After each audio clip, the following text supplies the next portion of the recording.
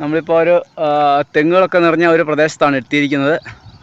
ഈ സ്ഥലത്തിൻ്റെ പേര് നമ്മുടെ കോട്ടയത്തുള്ള ഒരു സ്ഥലത്തിൻ്റെ പേര് തന്നെയാണ്, മറ്റൊന്നുമല്ല കോടിമത. ഇത് കോട്ടയത്തെ കോടിമതയല്ല, ഇത് കർണാടകത്തിലെ ഹസൻ ഡിസ്ട്രിക്റ്റിലെ കോടിമതയാണ്. അപ്പോൾ കോടിമതയെന്നോ കോടിമാതാന്നോ വായിക്കാം. അപ്പോൾ ഇതൊരു ഗ്രാമപ്രദേശമാണ്. ഞാനിപ്പോൾ ഈ വഴിയാണ് വന്നത്. ഏകദേശം 40 കിലോമീറ്റർ ഇന്ന് സൈക്കിൾ ചവിട്ടാനുണ്ട്. നമ്മുടെ ഡെസ്റ്റിനേഷൻ എത്തണമെങ്കിൽ ഇവിടെ ഒരു മഠമൊക്കെ ഉണ്ട്. അതിൻ്റെ ഉള്ളിൽ ഒരു ആചാര്യൻ്റെ മഠമാണ്. അപ്പോൾ ഈ കാഴ്ചകളൊക്കെ കണ്ട് നമ്മൾ പതിയെ മുന്നോട്ട് പോവുകയാണ്. അങ്ങനെ കോടിമാതായാണ്, കോടിമാത എന്നും വായിക്കാം.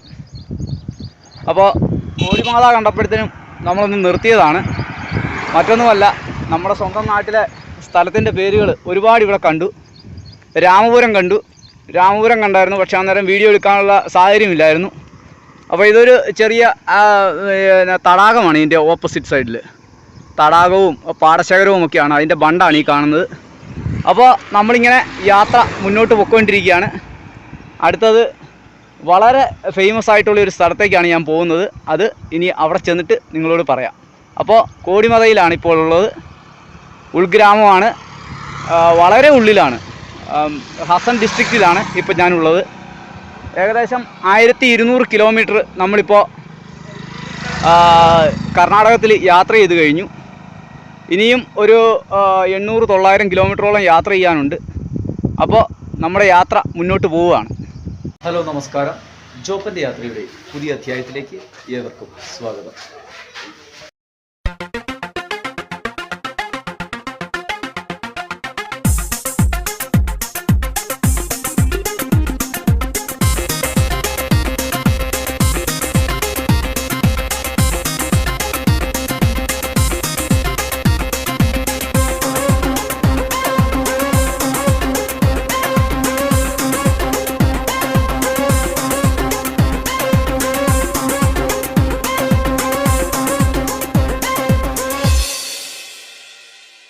കോടിമതയിൽ നിന്നൊക്കെ യാത്ര ചെയ്ത്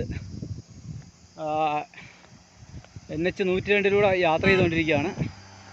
അപ്പോൾ നമുക്ക് കാണാൻ പറ്റുന്നത് നിബിഡ വനമല്ലെങ്കിലും ഒരു വനമേഖലയാണ്. വലത്തുവശത്ത് വനമേഖലയും ഇടത്തുവശത്ത് കൃഷിസ്ഥലങ്ങളുമാണ് നമുക്ക് കാണാൻ പറ്റുന്നത്. ദൂരെയായിട്ട് തെങ്ങും തോപ്പുകളും കൃഷിസ്ഥലങ്ങളൊക്കെ കാണാൻ പറ്റുന്നുണ്ട്. നിറയെ ചോളക്കൃഷിയാണ്. ചോളക്കൃഷിയുടെ സമയമാണിപ്പോൾ. പിന്നെ തക്കാളിയുണ്ട്.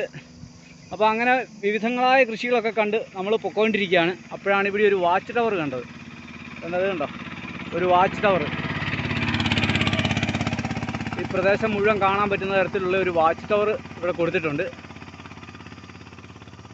അപ്പോൾ ഈ വാച്ച് ടവർ കണ്ടുകൊണ്ട് ഞാൻ നിർത്തിയതാണ്. ഇവിടെ ഫോറസ്റ്റിൻ്റെ വാച്ച് ടവർ ആണെന്ന് തോന്നുന്നു. ഏതായാലും മനോഹരമായ കാഴ്ചകളിലൂടെ നമ്മൾ മുമ്പോട്ട് പോവുകയാണ്. മഴ പെയ്തുകൊണ്ട് മരങ്ങളെല്ലാം തളിർത്ത് നിൽക്കുകയാണ്. ഒരു ആൽമരമാണ് എൻ്റെ തൊട്ട് മുമ്പിൽ നിൽക്കുന്നത്. അപ്പോൾ നമ്മുടെ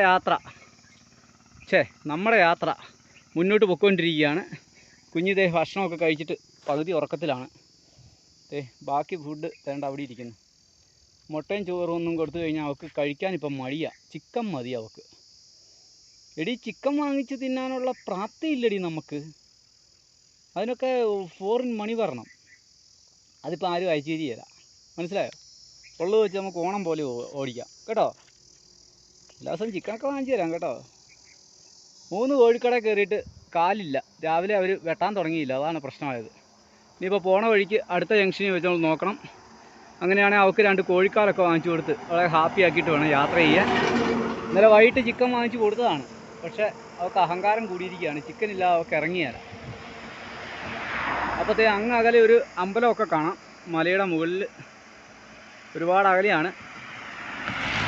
അപ്പോൾ ഈ കാഴ്ചകളൊക്കെ കണ്ട് നമുക്ക് യാത്ര മുന്നോട്ട് പോകാം. വലത്തുവശത്തൊക്കെ ധാരാളം സപ്പോട്ടത്തോട്ടവും മാന്തോട്ടവും ഒക്കെയാണ്. ഇടതുവശത്ത് മുഴുവൻ നമ്മുടെ മത്തൻ കൃഷിയെ ഇത് തണ്ണിമത്തൻ്റെ കൃഷിയാണ്. ഇടതുവശം മുഴുവൻ ഇവിടെ ഒരു പ്രദേശം മുഴുവൻ തണ്ണിമത്തൻ കൃഷിയാണ്. അപ്പോൾ നമ്മളിങ്ങനെ നാഗത്തിഹള്ളി എന്നുള്ള സ്ഥലത്തൂടെയാണ് പോയിക്കൊണ്ടിരിക്കുന്നത്.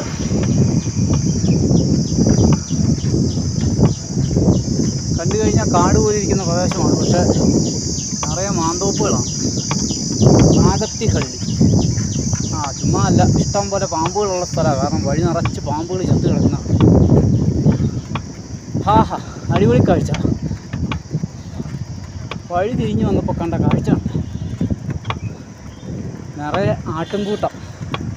വഴി നിറയെ ആട്ടിൻകൂട്ടമാണ്. ഇനി അവരെ ഒന്ന് കവർ ചെയ്ത് പോകാനാണ് പാട്. ഒരു കാഷ്ടമൊക്കെ ഇട്ട് ഇങ്ങനെ അങ്ങ് പൊയ്ക്കൊണ്ടിരിക്കുക. അതിനടി നിന്നെ അഴിച്ചു വിട്ടില്ല, അതിനാണോ കിടന്ന് കരയുന്നത്? ഇതുണ്ടോ ചെമ്മരിയാട്ടിൻകൂട്ടം. അവരുടെ സൈഡ് പിടിച്ച് നമുക്കങ്ങ് പോകാം. ചെമ്മരിയാട്ടിൻകൂട്ടം അസുഖമുള്ളതൊക്കെ ആവട്ടെ. അവർ പറമ്പിലോട്ട് കയറി, നമ്മൾ നേരെ പോവാണ്. സ്ട്രെയിറ്റ് കുറേ സമയം കഴിഞ്ഞാണ് നമുക്ക് സ്ട്രെയിറ്റ് റോഡ് കിട്ടുന്നത്. അതുകൊണ്ട് വളരെ കൂളായിട്ട് ഓടിക്കൊണ്ട് പോവാം. നമ്മളിപ്പോൾ ഒരു ഫസ്റ്റ് ഗിയറിലോട്ട് ഇട്ട് കഴിഞ്ഞാൽ സുഖമായിട്ട് പോവാം. ഇട്ട് നോക്കട്ടെ. അടിപൊളി. ആരോടും പറയണ്ട, ചുമ്മാ അങ്ങ് ഒഴുകിപ്പോ. പിന്നെ കിടുക്കിടുക്കിടുന്ന സൗണ്ട് കേൾക്കുന്നത് പുറത്തെ ചെക്കിനിട്ട് ഇടയ്ക്കിടയ്ക്ക് ലൂസായി പോകും. അപ്പോൾ ഞാൻ ഇടയ്ക്കിടയ്ക്ക് സ്പാൻഡർ എടുക്കും, മുറുക്കും, പിന്നെയും സ്പാൻഡർ എടുക്കും, മുറുക്കും. ഇത് തന്നെയാണ് ഇപ്പോഴത്തെ പരിപാടി. ഇപ്പോൾ ഒരു ചെക്കിനിട്ടാൽ ഒരു സ്പാനർ വെട്ടി ഇവിടെയൊക്കെ കൃഷിക്ക് ആവശ്യമായ മണ്ണ് മറ്റ് സ്ഥലങ്ങളിൽ നിന്ന് കൊണ്ടുവന്ന് ഇടുന്നൊരു പരിപാടിയുണ്ട് കേട്ടോ. ചാണകമല്ല, മണ്ണാണ്. അതായത് ഇവിടെ ചുമലമണ്ണായതുകൊണ്ട് കറുത്ത മണ്ണ് ചാണകം മിക്സ് ചെയ്തിട്ട്, ഈ ചുമലമണ്ണ് തന്നെയാണെന്ന് തോന്നുന്നു, ചാണകം മിക്സ് ചെയ്ത് ഇടും. എന്നിട്ടത് കോരിക്കൊണ്ട്, പിന്നെ എക്കൽ, ഈ നദികളൊക്കെ വറ്റിക്കഴിയുമ്പോൾ അതിൻ്റെ അകത്തുനിന്ന് എക്കൽ കോരിക്കൊണ്ട് വരുന്നൊരു പരിപാടിയുണ്ട്. ഇന്നലെ ഞാൻ കണ്ടിരുന്നു. ഇപ്പോഴാണ് അതിൻ്റെ ഇത് മനസ്സിലായത്. എന്നാ സംഭവം എന്ന് എനിക്ക് മനസ്സിലായില്ലായിരുന്നു. അപ്പോൾ ഇപ്പോഴാണ് മനസ്സിലായത്, നദികൾ വറ്റിക്കഴിയുമ്പോൾ അതിൻ്റെ അകത്ത് കിടക്കുന്ന എക്കൽ മുഴുവൻ വാരിയിടും. അത് കൊണ്ടുവന്ന് ഈ പറമ്പുകളിലോട്ടിടും. എന്നാ ടെക്നിക്കൊക്കെ അല്ലേ. കൃഷി എന്ന് പറഞ്ഞാൽ അതാണ്, നമ്മൾ ചിന്തിക്കുന്നതിനപ്പുറത്താണ് കൃഷി. അപ്പോൾ ആ എക്കൽ കോരി എടുക്കുന്ന സ്ഥലങ്ങളായിരുന്നു അത്. ഞാനോർത്തി തന്നെ ഈ മണ്ണ് കുഴിച്ചിട്ടിരിക്കുന്നതെന്ന് വിചാരിച്ചു. പക്ഷേ പിന്നീടാണ് മനസ്സിലായത്, അവിടുന്ന് ഈ മണ്ണ് കൊണ്ടുവന്നിട്ട് ഈ പല സ്ഥലങ്ങളിലായിട്ട് കൂട്ടിയിടും, ഈ വളക്കൂറ് കുറവുള്ള സ്ഥലങ്ങളിൽ. എന്നിട്ട് അത് ഉഴുത് അതിലോട്ട് മിക്സ് ചെയ്തിട്ട് പിന്നെ കൃഷി ചെയ്യും. നമ്മുടെ നാട്ടിലാണ് നടക്കുമോ? എവിടുന്നേലും ചേറ് കോരിയ അന്നേരം വരും മറ്റേ പ്രസ്ഥാനക്കാർ, എന്നാൽ ജിയോളജി ഡിപ്പാർട്ട്മെൻറ്റ്. ഇവിടുത്തെ കൃഷിക്കാരൻ എന്ത് വേണമെന്ന് പറഞ്ഞാൽ മതി. അവൻ്റെ ഇഷ്ടത്തിന് കൃഷി ചെയ്യണം, എന്നാലേ ഉള്ളൂ അവൻ്റെ ടെക്നോളജി. ഓരോ പ്രസ്ഥാനത്തിനും ഒരു ടെക്നോളജി ഉണ്ടല്ലോ. നമുക്കെന്ന് പറഞ്ഞാൽ അതല്ലല്ലോ. ഇവിടെ ഞാൻ ഒരിടത്തും പാറ മടകൾ കണ്ടില്ല. കാരണം ഇവിടെ കിടക്കുന്ന ഉരുളൻ കല്ലുകൾ, പറമ്പുകളിൽ കിടക്കുന്ന ഉരുളൻ കല്ലുകൾ കീറിയെടുക്കുകയാണ് അവിടുന്ന്. എന്നിട്ടത് ട്രാക്ടറിൽ കയറ്റും. എന്നിട്ട് കൊണ്ടുപോയി ചെറിയ ചെറിയ ക്രഷറുകളുണ്ട്. ചെറിയ ക്രഷറാണ്, അല്ലാതെ വലിയ ക്രഷറുകളല്ല. നമ്മൾ ഈ റോഡ് പണിക്കൊക്കെ കൊണ്ടുവരുന്ന ക്രഷറുകളില്ല.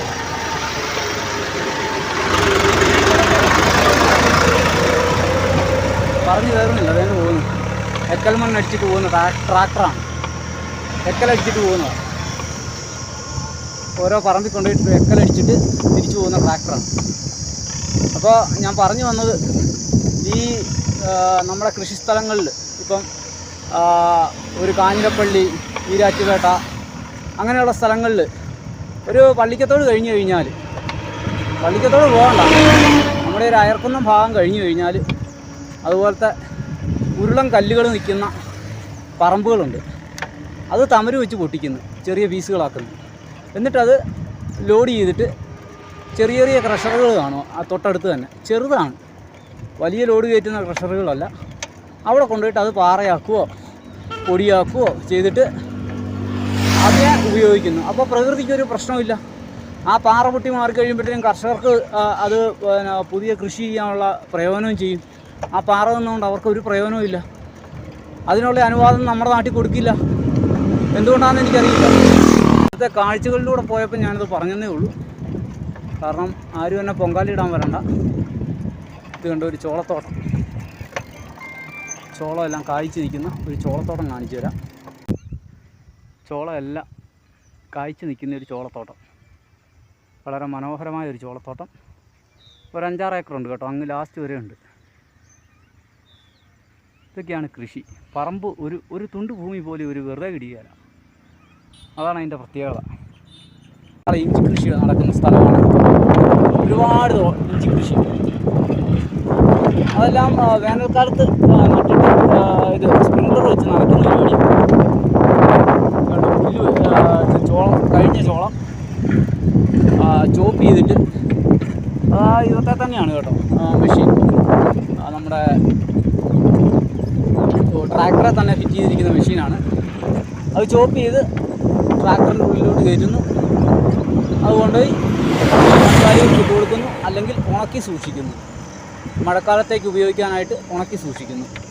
ഇത് കണ്ടോ, ചാണകപ്പൊടിയും ആ ചോളത്തിൻ്റെ ഇതും എല്ലാം കൂടി കിടക്കുന്നത്.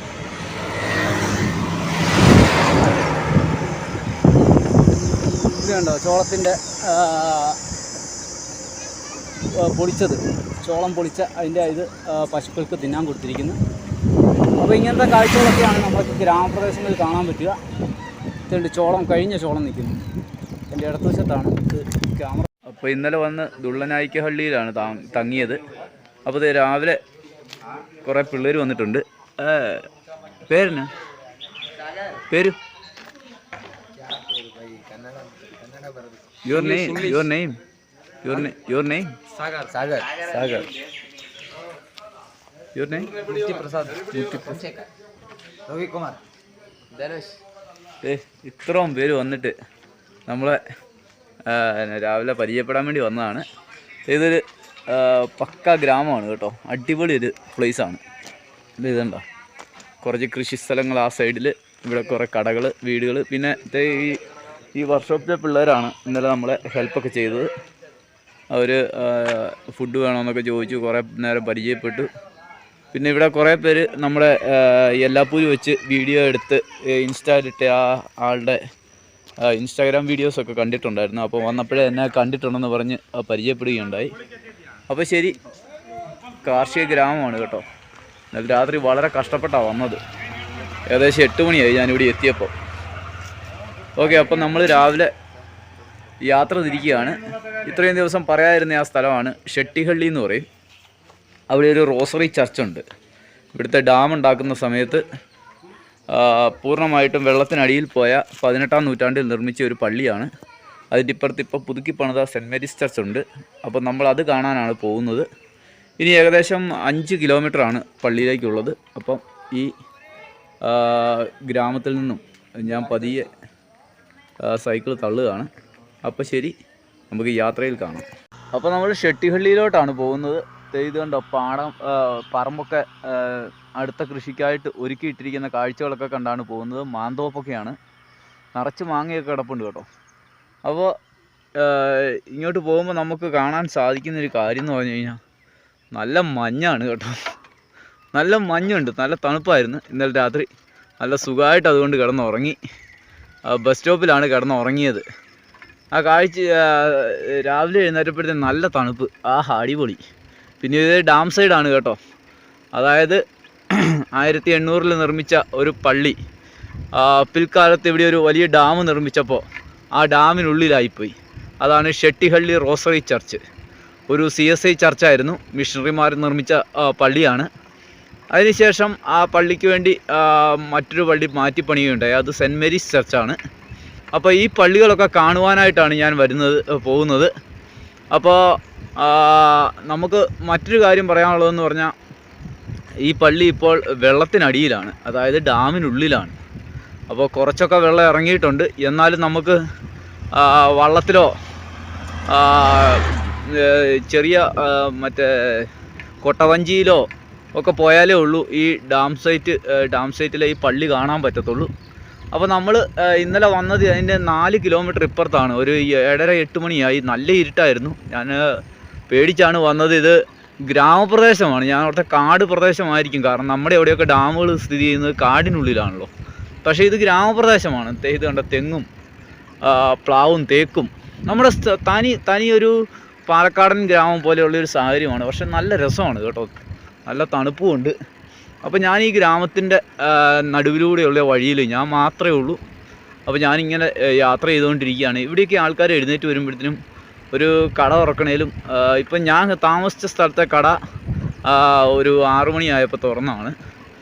പക്ഷേ മറ്റുള്ള സ്ഥലങ്ങളിൽ വളരെ താമസിച്ച് 7-7:30 കടകൾ തുറക്കുമ്പം. കാരണം അവരുടെ വൈകിട്ട് നമ്മുടെ അവിടുത്തെ പോലെ വൈകിട്ട് ഒരു 9-10 മണി വരെയൊക്കെ ആൾക്കാർ അവിടെ വർത്തമാനം പറഞ്ഞും, നാട് പ്രദേശമല്ലേ, അവർ കൃഷി കഴിഞ്ഞ് വന്ന് അന്നത്തെ കാര്യങ്ങളൊക്കെ ചർച്ച ചെയ്യുന്നതും കാര്യങ്ങളൊക്കെ ചെയ്യുന്ന ഇതാണ്. അപ്പോൾ ഞാൻ ഇതൊക്കെ കണ്ട് കേട്ട് ഇത് കണ്ട ചോളക്കൃഷിയൊക്കെ കാണാൻ പറ്റും. അപ്പോൾ ഇതെല്ലാം ഈ പാടമല്ല കേട്ടോ, ഇതെല്ലാം പറമ്പാണ്. അപ്പോൾ ഈ പറമ്പിൻ്റെ സൈഡിലൂടെയുള്ള വഴിയെ ഞാനിങ്ങനെ പൊയ്ക്കൊണ്ടിരിക്കുകയാണ്. അപ്പോൾ ശരി, നമുക്ക് മുമ്പോട്ട് പോയി കാഴ്ചകൾ കാണാം. ഇത് കണ്ട കനാലൊക്കെ വരുന്നുണ്ടോ? ആ ഡാമിൽ നിന്നുള്ള കനാലാണ്. മൊത്തം ഇറിഗേഷൻ പ്രോജക്റ്റുകളാണ് കേട്ടോ. അപ്പോഴത്തെ ഇറങ്ങി ഇവിടെ വന്നിട്ടുണ്ട്. ഓക്കെ. അപ്പോൾ സത്യം പറഞ്ഞാൽ മഴക്കാലത്ത് ഞാനീ പോകുന്ന റോഡിൻ്റെ ലെവലിൽ വെള്ളം കയറുന്ന സ്ഥലമാണ്.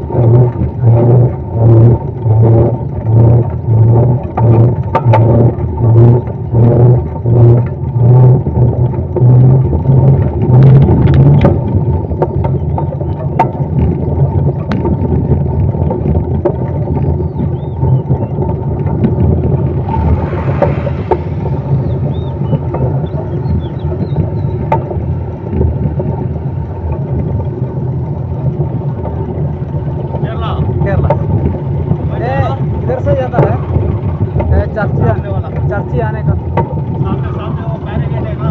हाँ बैरिकेड से अंदर जाना। ओ अच्छा।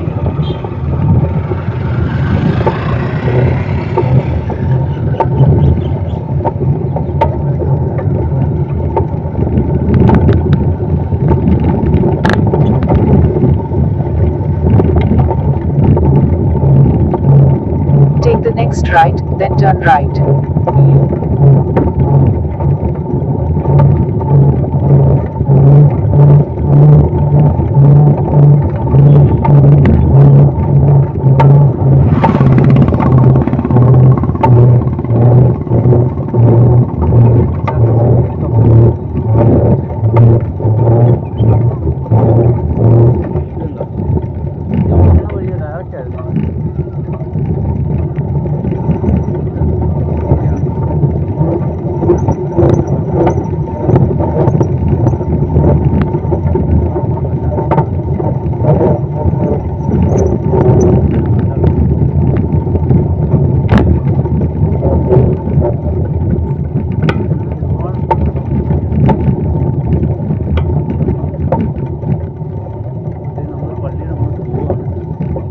Take the next right. മാന്തോപ്പാണ് നിറയെ മാങ്ങയുമായിട്ട് മാന്തോപ്പ് എല്ലായിടത്തും കാണുന്ന ഇതാണ് മാന്തോപ്പ്. അപ്പോൾ റിസർവയറിൻ്റെ അടുത്തോട്ട് നമ്മൾ എത്തിയിട്ടുണ്ട്. ഫുള്ള് മാന്തോട്ടങ്ങളാണ്. ഇപ്പം ഞാൻ പോകുന്നത് റിസർവയറിൻ്റെ അകത്തൂടെയാണ് കേട്ടോ. ഇല്ല, റിസർവയറിൻ്റെ അകത്ത് എത്തിയില്ല. ഒരു മാന്തോപ്പ് കൂടെ കാണുന്നു.